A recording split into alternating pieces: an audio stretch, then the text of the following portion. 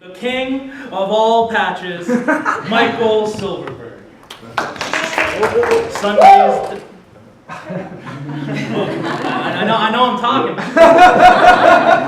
Again, the king of all patches, Michael Silverberg. Sunday's deadline. Sunday's deadline, Michael Silverberg.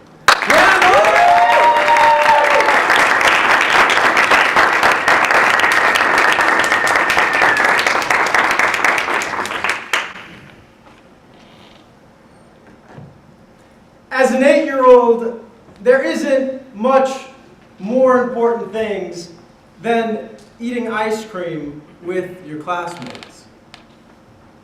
My teacher promised us ice cream sundaes if we met our reading points requirement.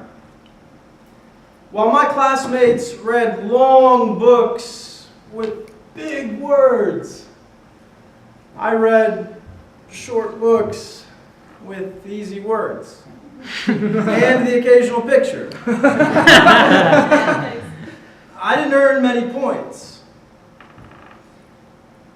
and I was afraid to miss this deadline.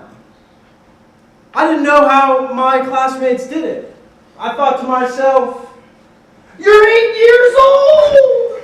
How do you read that kind of stuff?" Thankfully, my mother came to save the day.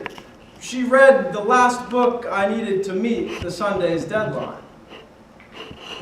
Has your mother ever bailed you out of trouble? Many times for me. Because I missed this consequence, which was sitting in the library while the other kids ate sundaes, I developed a habit of missing deadlines. This habit followed me through school. And here we are in college. You better believe it followed me here. I was the student that always went up to the professor in office hours and said, "Please let me turn in this work.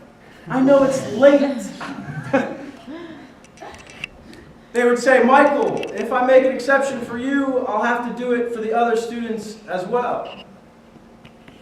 I thought to myself, "You're the teacher! How do you feel about secrets?" Luckily, if your teacher knows that you really want to pass the class and you're putting in the effort, they will do what they can to help. I finally knew what it meant by C's get degrees. Once I graduated college, I was in the real world. I had to get a real job. And I got that real job. Then I missed the deadline delivering products to a client.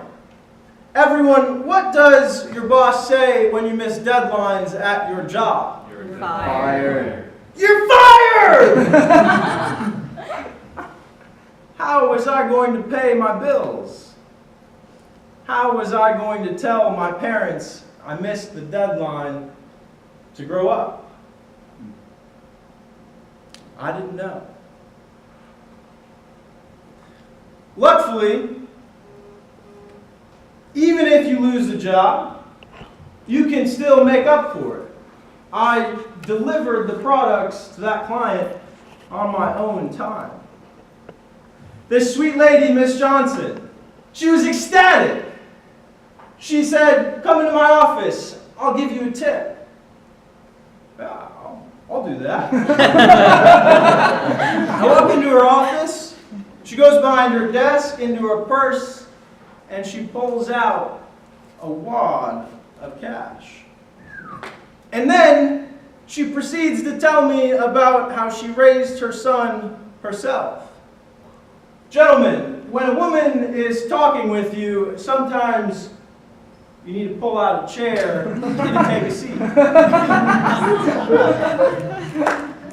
She told me that she was able to teach him how to stand on his own feet.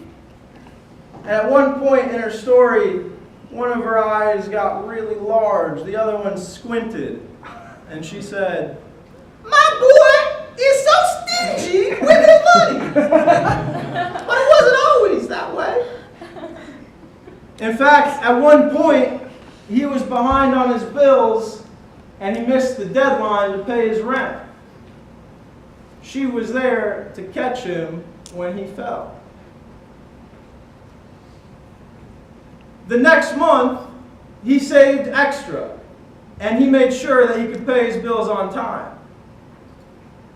And she told me that meeting that deadline gave him an incredible sense of confidence, integrity, pride.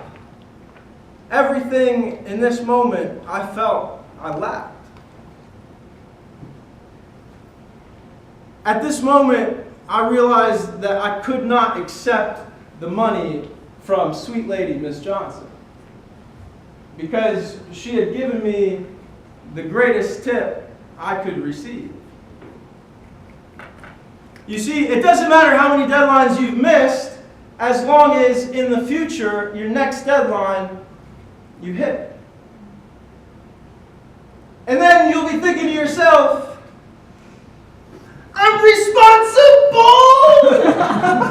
I hit all of my deadlines. Toastmaster of the day.